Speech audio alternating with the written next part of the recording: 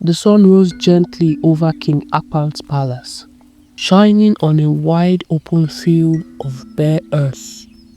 People from the village had gathered in large numbers. Men and women stood barefoot on the ground, wrappers tied across their chests and around their waists.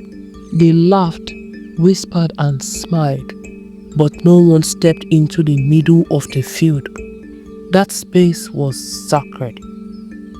The palace was made of strong mud huts with tall thatched roofs. At the center stood the open throne room, held by the wooden pillars. Only the royal seats were covered by the roof. King Akpan sat proudly on his throne. He was a strong man in his 50s, bold and fearless. His eyes were calm, but they missed nothing. Heavy coral beads rested on his chest. On his right sat Queen Ekirikde, quiet and wise, her face gentle like still water. On the left sat Princess Inem, young and beautiful, her posture straight and graceful. She spoke little, but many eyes rested on her. Guards stood in their places, holding spears. Two stood close to the king, while others watched the palace from every corner. In front of the throne sat the elders of the land. Amongst the elders were empty seats, one royal seat and 3 other seats waiting. The villagers was happy. Soft voices filled the air. The king spoke quietly with his elders when a sudden silence spread through the crowd. Footsteps approached. From the king's palace entrance came another king. King Usoro walked in with pride. He was strong like King Akpan, dressed in fine wrappers and beads. Behind him followed his guards, 3 elders and a mighty warrior, whose body told stories of many battles. 2 kings faced each other and raised their hands in greeting. At once, King Usoro's people bowed low before King Akpan. King Usoro smiled and spoke. "I passed through your kingdom," he said, "and I saw peace and order. You have done well. You are a great king." King Akpan nodded. "Thank you, my friend," he replied. "I hear you rule wisely too." The elders nodded. The villagers listened closely. Princess Inem remained silent. No one knew that this meeting was not just a friendly visit. From this day, a promise will be made, one that would change lives, test hearts, and place a young princess at a center of destiny. And so, under the thatched roof of the palace, a great story quietly began. The crowd stood close together, shoulder to shoulder. Beats clicked softly as people moved. Smiles were on their faces, but fear lived behind many eyes. Among the villagers stood 2 beautiful women, both beautiful, both dressed in bright wrappers tied across their chests. Beads rested on their necks and wrists. One was Ima, the other was Utebe. Things turned around so fast. "Where?" she said. "This same man that killed another man, took his wife by force and ruled with fear. He thinks people respect him." Before she could say more, Utube's hand flew to her mouth. Utube's eyes were wide with fear. "Shut your mouth," she whispered sharply. "You want them to kill you, you stupid girl." Hema pushed her hand away, her voice still low but burning. "He thinks they respect her," she said, "but they are only afraid." Utube hissed in Ibibio, her voice shaking. "You want to die? Is death calling your name? Is death really calling you?" Fear gripped her heart. She stepped back, then turned away. Ima grabbed her arm. "Where are you going?" Ima whispered. "We agreed to stay together." Utube pulled free. "I agreed only if you would keep quiet," she said. I don't want anybody to link me with you before they kill me for nothing. Ima raised her hands quickly. Okay. My mouth has sealed. Otube shook her head. Too late. She walked away, disappearing into the crowd. Ima followed behind, begging softly, but the space between them grew wider. Around them, drums beat gently. Laughter rose. The palace still looked peaceful, but beneath the smiles, death listened, and whispers once spoken could never be taken back. The drum that once filled the air with joy now spoke in slow, heavy beats, as if they knew something terrible was about to happen. Bim, bim, bim. Each sound pushed fear deeper into the hearts of people. Children were pulled closer to their mothers. Elders leaned forward on their stools. Even the guards held their spears tighter. This was not a festival. This was a test. King Akpan rose slowly from his throne. His age had not weakened him. It had sharpened him. His bowed head shone under the sun, and his grey beard rested proudly on his chest. He raised one hand, and the drums fell silent as burns. "Uyobon," he called.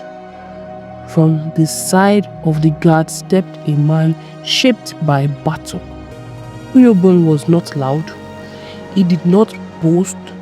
He did not smile. His chest bore scars like stories written by steel. His eyes were calm, the eyes of a man who had faced death and sent it away many times. He bowed once to the king, to the elders, and to the ancestors beneath the earth. Across the field, King Usoro sat comfortably on his royal guest throne, his fingers resting slightly on the armrest. He nodded. His warriors stepped forward. The man was tall and muscular, but what unsettled the crowd was not his strength.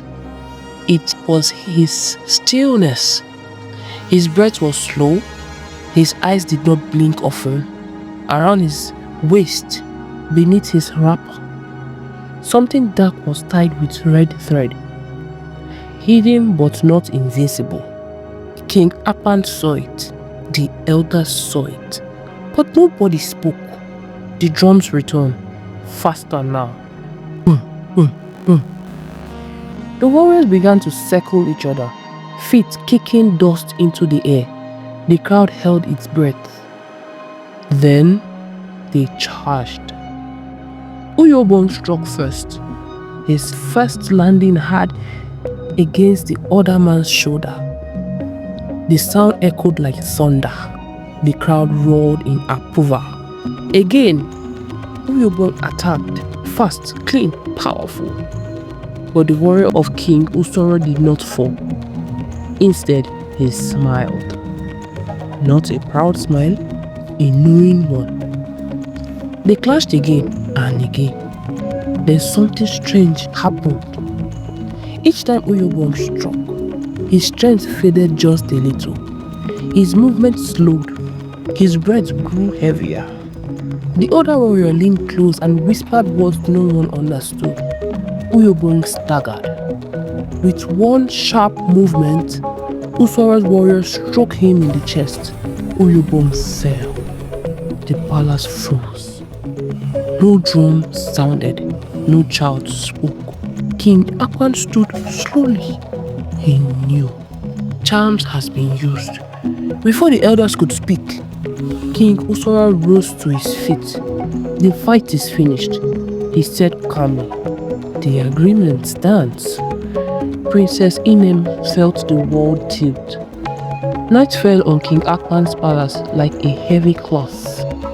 The celebration fires that once burned bright now struggled to stay alive. Smoke curled weakly into the dark skies as the palace gathered in a throne hall. Elders sat with stiff backs. Guards stood alert. The silence was thick enough to touch. Princess Inem stood in the center. Her wrappers were still tied neatly, her beads resting gently on her chest, but her heart pounded like a trapped drum. Beside her stood Queen Ekerete, tall and unmoving, her face hard with quiet anger. King Usoro broke the silence first. The agreement was clear, he said, his voice smooth. Your warrior fell, my warrior stood. Your daughter is mine. A murmur rippled through the elders. Princess Inem stepped forward. No, she said. The word was soft, but it cut through the hall like a blade. King Akpan turned sharply. I said no, she repeated louder. I am not land. I am not cattle. I am not a reward for a fight that was not fair. The elders shifted uneasily. Queen Ekerete placed a hand on her daughter's shoulder. My king, she said, her voice steady. What happened today was not clean. The ancestors saw it. The land felt it. King Usoro smiled faintly. Victory does not need cleanliness, he replied. It needs result. King Akpan's jaw tightened. He turned to face his guest fully. You use charms, King Akpan said. You know it. I know it. King Usoro did not deny it. Strength has many faces, he said. My warrior used what was available to him. A long silence followed. Then King Akpan spoke again. I will not give my daughter to you, he said, but I will give you wealth beyond counting. He snapped his fingers. Servants stepped forward with gold, ivory, livestock, and beads so old they had names. King Usoro looked at them and shook his head. My prize, he said slowly, is the princess. Princess Inem felt her chest tighten. That night, she did not cry. She ran. Inem moved like a shadow through the palace. Inemesid was already waiting. Her wrapper tied tight. Her eyes sharp with fear and excitement. Are you ready? Inem whispered. I was born ready, Inemesid replied. They slipped past sleeping guards, past pillars and dying fires until the palace wall disappeared behind them. They ran. Thorns bit into the skin, but fear pushed them forward. Before dawn, they reached another village. That was where Nse lived. Nse opened her door and laughed. Princess or not, she said. She pulled them inside. You will sleep here. Nse's village did not sleep like a palace. It breathed. Roosters crowed without warning. Children laughed too loudly. Women argued openly, then shared food minutes later as if nothing had happened. The air smelled of firewood, pepper, and life. Princess Inem woke up confused the first morning. No servant, no guard, no royal greeting, just Nse pounding yam outside and singing off-key. You're awake, Nse shouted.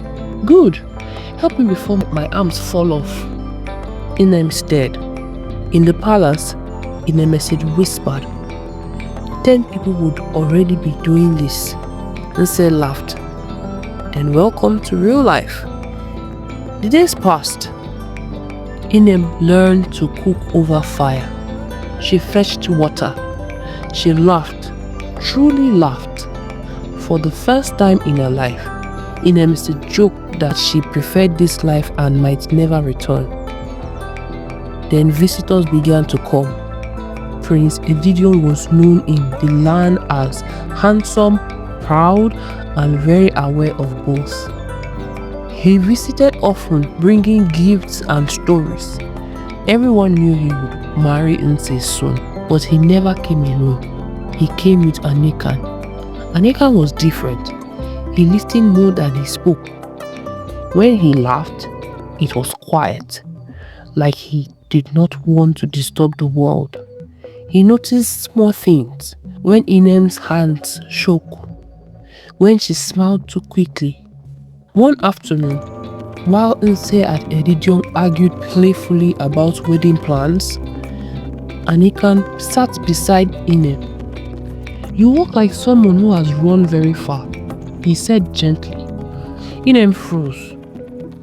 "I used to," she replied. From that moment, some things changed. They spoke often about simple things: rain, stories, fear, hope. Anekan made jokes that surprised her. Inem teased him for being too serious. Inem noticed first. "You are smiling differently," she said. Inem did not deny it. Love crept in quickly. But danger does not knock. The guards arrived at dusk. Dust rose before them like warning smoke. Nse's laughter dried first, then the children stopped laughing. Even the goats seemed to sense trouble. "They are from King Akpan," someone whispered. Inem's heart raced, but before fear could take her, the truth arrived like daylight. King Akpan had discovered everything. The charms, the cheating, the lie, the agreement was broken. Inem was free. Still, King Usoro's shadow remained. Anekan stepped forward. "I will take you away," he said simply. That night, they ran again. They did not speak much as they traveled. The night road was narrow, cutting through tall grass and silent trees. The moon hung low, watching like it knew what was coming. Inem walked close behind Princess Inem, while Anekan led the way, his ears alert to every sound.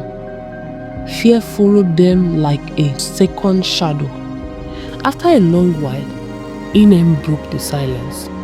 "Why are you helping us?" she asked softly. Anekan slowed, but did not turn, because it is the right thing.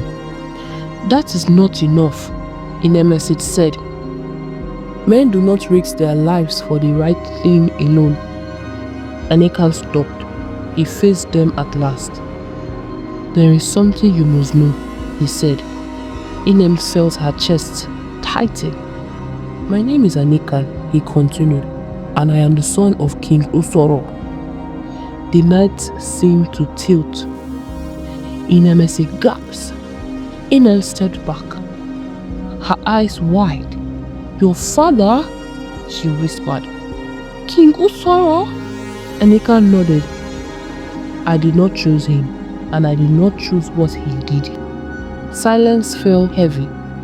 Then Inem spoke, her voice steady despite the storm inside her.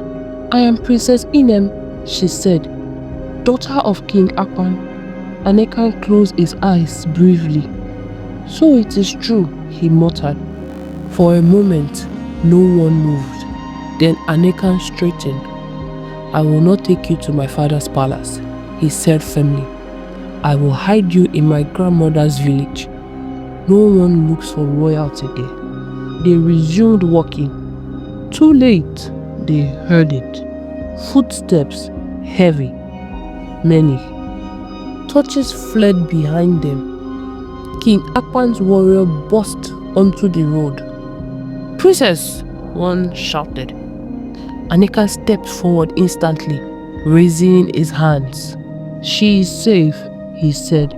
"She is free." The warriors hesitated. Their leader frowned. "You are Anekan," he said slowly. "Prince of Usoro." Anekan nodded. The leader exhaled sharply. "We will not fight a prince." Anekan turned to Inem. "You must go," he said quietly. "Now." Inem grabbed his hand. "Come with us," He shook his head. If I do, your father will never trust me. Inem and Inimesi turned back towards the village they had left behind. Enikan watched until they disappeared into the dark. Then he turned and walked alone, back towards a palace that had never felt like home. King Usoro died on a clear morning. He was inspecting his land, proud and certain, when the snake struck from the grass. No guards reached him in time. No charm answered. The land reclaimed him without noise. News traveled fast, faster than grief. Anikan did not cry. He carried his father's body home and buried him with respect, not love. Then he prepared gifts. Prince Anikan arrived at King Akpan's palace alone. He bowed low. I have come with peace, he said. He apologized for everything. His father's pride, the charms, the suffering. Princess Inem stood beside her father and spoke for him. King Akpan listened. A long time passed. Then the king smiled. You may marry my daughter, he said. The palace erupted in joy. Inem laughed softly. We should know each other better first, she said. King Akpan laughed too, and peace finally stayed. The end. The end.